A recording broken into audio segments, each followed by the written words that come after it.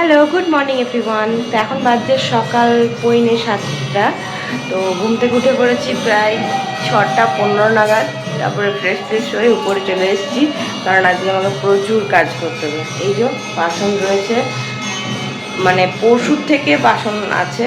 কাল তো সারাদিন কোনো কাজ করিনি, তোমরা সেটা দেখেইছো। ছেলের শরীর খারাপ ছিল, তারপরে প্রচণ্ড গরম ছিল, যে কারণের জন্য বাইরে বেরিয়েছিলাম ছেলেকে ডাক্তার দেখাতে, এসে কোনো কাজ করতে পারিনি। তো কালকে সারাদিনটা জাস্ট বসেই আমার কেটে গেছে। তো আজকে এখন এই যে সকালবেলার জন্য উঠেছি, কারণ বাসন ধুতে হবে, ঘর পরিষ্কার করতে হবে, সমস্ত কিছু করতে হবে। তো চলো ব্লগটাকে স্টার্ট করছি, তোমরা দেখতে থাকো। আর বাসন ধোয়া আর কি দেখাবো, তাই কাজগুলো ঝটপট করে সেরে নিই। একটা একটা করে কাজ ছাড়বো, তোমাদেরকে দেখাবো যে হয়ে গেছে কাজগুলো, কারণ এইগুলো আর দেখাতে ইচ্ছে করছে না আমার, কারণ প্রচুর বাসন আছে। কত তোমাদেরকে দেখাবো, দেখতে এখানে বাসন দেখছো, আবার নিচে বাসন আছে, প্লাস সিঁড়িতে বাসন আছে, প্রচুর বাসন আছে। মানে কালকের বাসন, মানে প্লাস পরশুকার বাসন, সমস্ত বাসন মিলে অনেক বাসন আছে। মানে আমি আজ হায়রান হয়ে যাব। তারপরে ঘর পরিষ্কার আছে, এই সমস্ত কিছু করতে থাকি। তো welcome back to my channel স্মলিক lifestyle blog and welcome to our near blog. তো চলো ব্লগটাকে দেখতে থাকো, আশা করি তোমাদের ভালো লাগবে। দেখে নাও কত বাসন আছে, পরশুর থেকে জমে রয়েছে। একটা কিচ্ছু করতে পারিনি, কাল সকাল হয়তো হয়ে যেত, কিন্তু ছেলেকে যেহেতু ডাক্তার দেখাতে গেছিলাম, এসে পর আর কিচ্ছু করতে পারিনি, কারণ প্রচণ্ড গরম ছিল। তোমরা জানোই যে কত গরম পড়েছে এখানে, কি বলবো আর। তো ওই সমস্ত কিছুই আছে, বাড়ির ঘরের অবস্থাও খুব খারাপ আর কি। কাল অবধি ঠিক ছিল, বাট আজকে একটু নোংরা নোংরা লাগছে আর কি। যাই হোক, কী করবো আর।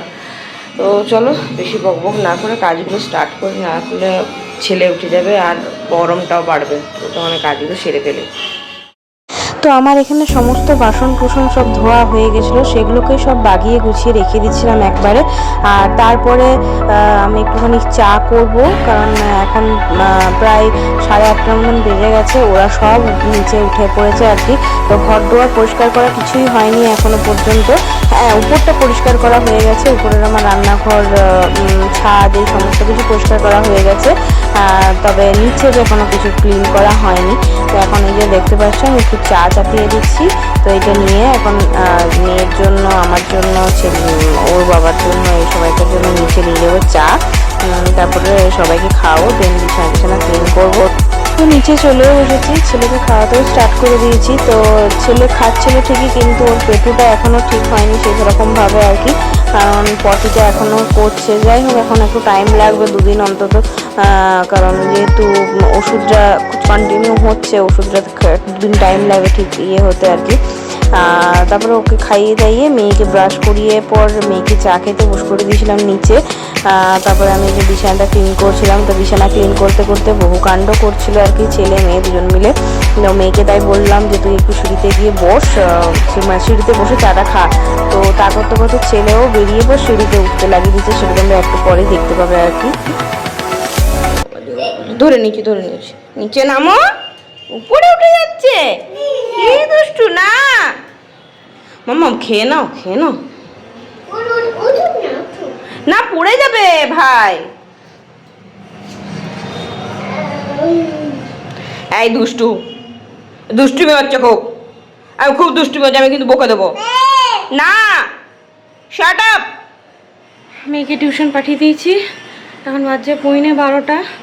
মানে অর্ধেক কাজ হয়েছে, এখনও কিছুই হয়নি আর কি। এখনও নিচের রুমে জল ঢালতে হবে, কারণ বৃহস্পতিবার, এখন ওই কাজ বাকি আছে। তো এখন ফার্স্টে যে ছেলেকে স্নানটা করিয়ে ওকে ওষুধ খাইয়ে আর ঘুমটা পাড়িয়ে দিই। তারপরে আজকে এখন বাকি কাজগুলো তারপরে সারতে হবে, তারপর ওর জন্য ভাত চাপাতে হবে। আর আমরা আজকেও বাইরের থেকে এনে খাবো, কারণ মানে কী বলবো, ওর শরীরটা একদমই ভালো নেই। মানে এখন রান্না করতে গেলেও তো 1-1.5 ঘন্টা টাইম লাগবে। তো ও উঠে গেলে ওকে উপরে নিয়ে যেতে পারবো না, তো সেই কারণের জন্যই তখন দাদাভাই বললো যে আজকেও তাহলে বাইরের থেকে নিয়ে চলে আসবো, খালি ওর জন্য আর শিরুর জন্য ভাতটা করে দেবে, তাহলে হয়ে যাবে। তো দেখি কতক্ষণে সেটা করতে পারি। এখনও স্নান করবো, পুজো করবো, তারপর হায়রান হয়ে গেলাম সকাল থেকে এতগুলো কাজ করতে করতে।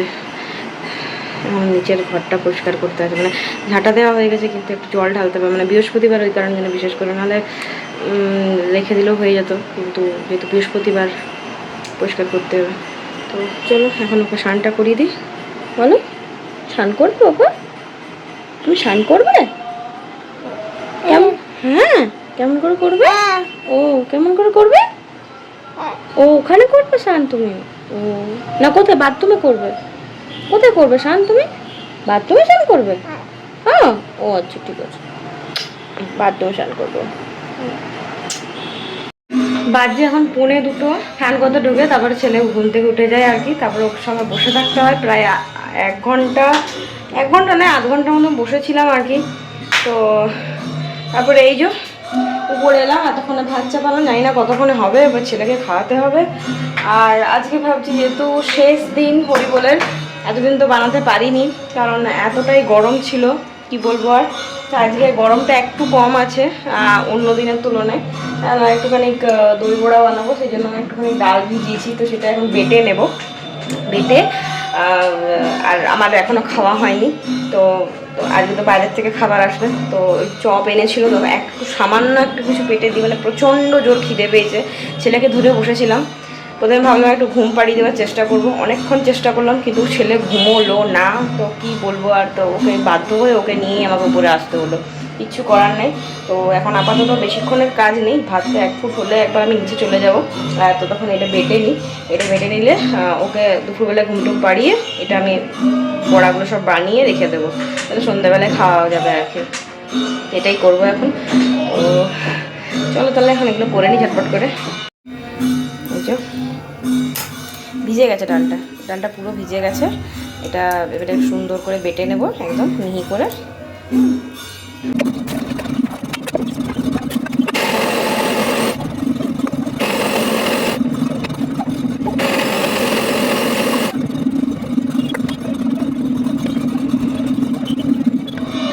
এটা আমার রেডি হয়ে গেছে ব্যাটারটা, আর খুব ভালোভাবে রেডি হয়েছে, কারণ এই যে এখানে জলে ফেলে দেখলাম একদম ভেসে উঠেছে, আর ভেসে উঠলেই জানবে তোমার ব্যাটার রেডি।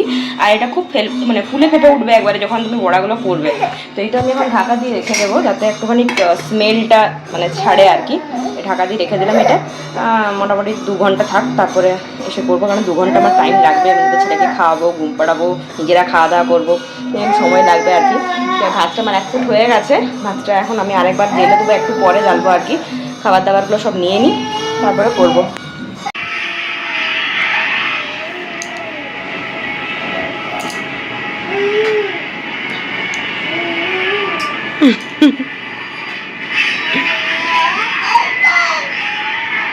তুমি গুন্ডামি করছো?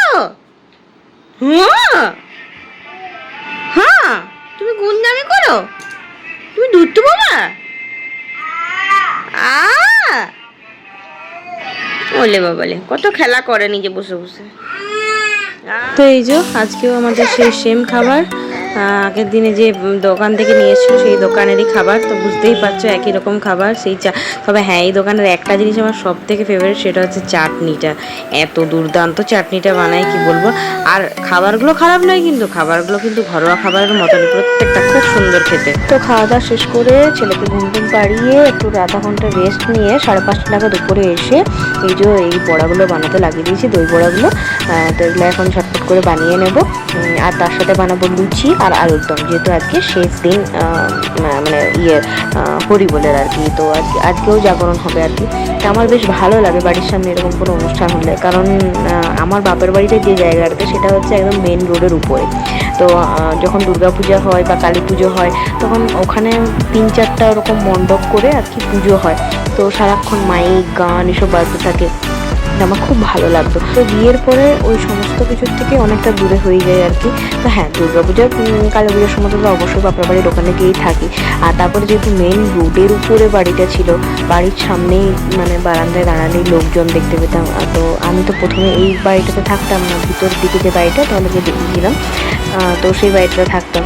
তো সেই কারণে যেন সেই লোকজন দেখতে পেতাম না, সবসময় নিরিবিলি নিস্তব্ধ, কি বিরক্ত লাগতো আমার, মানে একদম ভালো লাগতো না যাকে বলে, মানে সবসময় মনে কান্না পেতো এরকম একটা অবস্থা। সেই বাঁকুড়াতেই বিয়ে হয়েছে, কিন্তু তা হলেও সে কেমন একটা লাগতো আমার। তো যাই হোক, এখন যেহেতু এই সামনের দিকের বাড়িতে থাকি, তো এই যে হরিবোল হয়, তা আমার বেশ ভালো লাগে আর কি, এগুলো খুব মানে এনজয় করি আর কি জিনিসগুলো। তো আজকে যেহেতু শেষ দিন সেহেতু কত ভিড় হয়েছে দেখো, বাইরে একদম একদম ভর্তি ঠাসা ভিড় যাকে বলে। আর প্রচুর লোক আসে আর কি হরিবোল দেখার জন্য, বাইরের পাড়ার থেকেও আর কি। আর অনেক জায়গাতেই হয়, বাঁকুড়াতে অনেক জায়গাতে হরিবোল বসে। তো আমাদের এই পাটপুরেই সবার শেষে হয় আর কি হরিবোলটা। যেহেতু আজকে শেষ মানে জাগরণ আর কি, আজকে এখানে হরিবোলের শেষ, তো সেই কারণে আজকে একটুখানি মানে রেডি হলাম আর কি, একটুখানি শাড়িটা পরলাম। সাজিনি কিছুই, কারণ এত গরম সাজতে ইচ্ছে করছে না, তো সাজিনি কিছুই, যে শাড়িটা পরলাম যদি নিচে গিয়ে একটু দাঁড়ায় আর কি, সেই কারণের জন্য। আর ছেলেকেও এখানে রেডি করে দিয়েছি।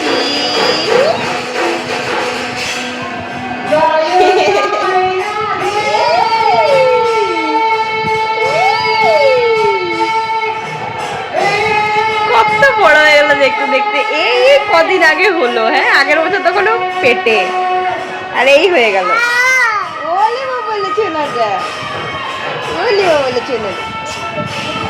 সবাই দেখতে দেখতে কিরকম বড় হয়ে যাচ্ছে।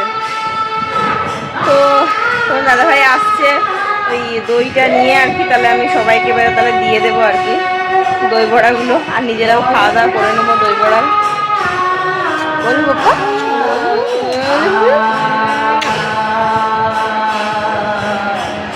ও খুব খুশি, এখানে দাঁড়িয়ে থাকতে হবে ওকে নিয়ে সারাক্ষণ, তাহলে বিরাট খুশি ও। বলো বাপ্পা, খুব খুশি হো না, বলো খুশি।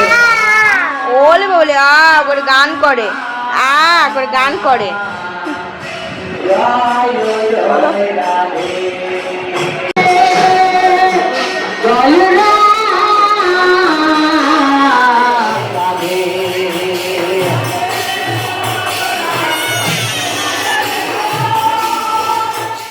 তো প্রতিবারই আমি এরকম কিছু না কিছু বানালে সবাইকে দিয়ে পাঠাই আর কি, সবাইকে বলতে আমার শ্বশুরবাড়ির সবাইকে, আমার নিজের শ্বশুরবাড়িতে, কাকি শাশুড়ির বাড়িতে, জেঠি শাশুড়ির বাড়িতে সবাইকে আর কি। তো সেটাই সবাইকে একটু করে রেডি করে দিয়ে পাঠিয়ে দিলাম আর কি। তখন দাদাভাই দিয়ে এলো আর কি ওদের বাড়িতে সবাইকে, আর আমি এখানে খাচ্ছি। তো হ্যাঁ, এইখানে কয়েকটা বড়া একটুখানি যেহেতু তেলটা একটু শেষ হয়ে গেছিলো, দিয়ে লাস্টে না নিচের দিকটা লেগে গেছিলো, তো সেই পোড়া এই পুড়ে যাওয়া বড়াগুলো আমি কাউকে দিইনি, সেই লাস্টের ওই বড়াগুলো আমিই খাচ্ছিলাম আর কি। আর তোমাদের দাদাভাই খায়নি, কারণ কদিন আগেই দই বড়া খেয়ে ও প্রচণ্ড অম্বল করে গেছিলো, মানে বাইরের থেকে কিনে আনা দই বড়া ছিল এটা। তো সেই কারণের জন্য ও কোনোভাবেই খাবে না, বললো হ্যাঁ 1 চামচ দিয়েছিলাম ওর মুখে, তো বললো ব্যাস আমি আর খাবো না, তুমি খাও, কারণ আমি খেলে আবার অম্বল করে যাবে, ফালতু ফালতু কী দরকার।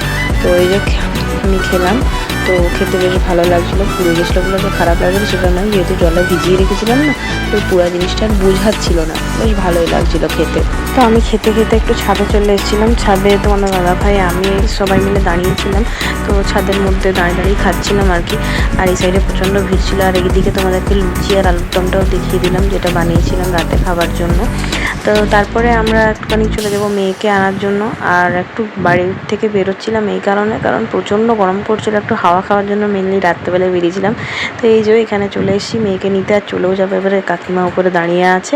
তো আজকে বাড়ির ভিতরে আর ঢুকিনি। তো চলো এই ব্লগটা এই পর্যন্তই ছিল, তো ভালো লাগলে like subscribe, tata bye, good night.